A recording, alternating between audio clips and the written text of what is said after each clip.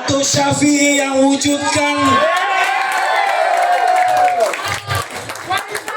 Betulkah tidak orang Kalabakan? Itu baru satu, banyak lagi ini saya mau cakap.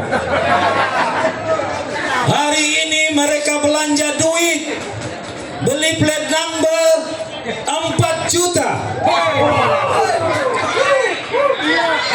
beli kereta 7 juta, bayar cyber trooper 8 juta. Dari mana duit ini yang mereka basirkan? Dari mana?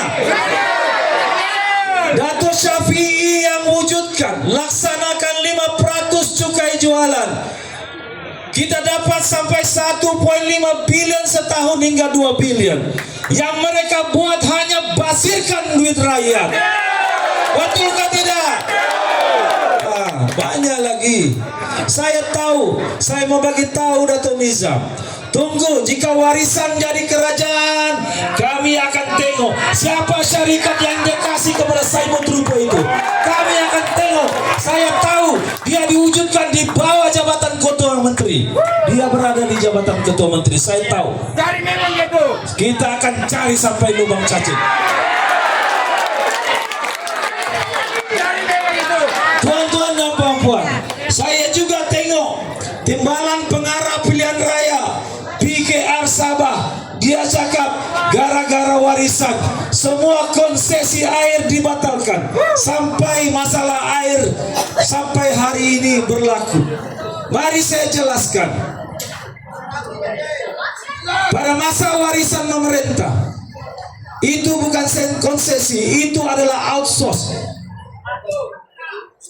Kerajaan terdahulu sebelum warisan yang dipimpin oleh Tun Musa Aman pada masa itu, dia telah melantik berapa konsesi untuk mentadbir ataupun untuk mengelolakan loji-loji rawatan air di Sabah.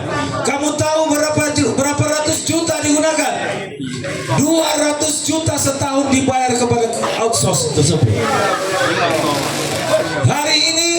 Hari ini walaupun sudah dibatalkan, tapi itu adalah milik jabatan air. Kita serahkan kepada jabatan air. Dato' Syafi'i tidak pernah melantik kroni-kroninya. Dikembalikan kepada jabatan air.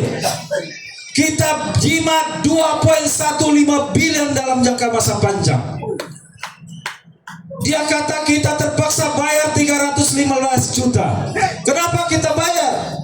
Zaman warisan Dato' Syafi'i sebagai ketua menteri, dia mau lawan di mahkamah kepada kontraktor outsource yang banyak tidak menjalankan tanggung jawabnya dengan baik. Sebab itu kita batalkan outsource.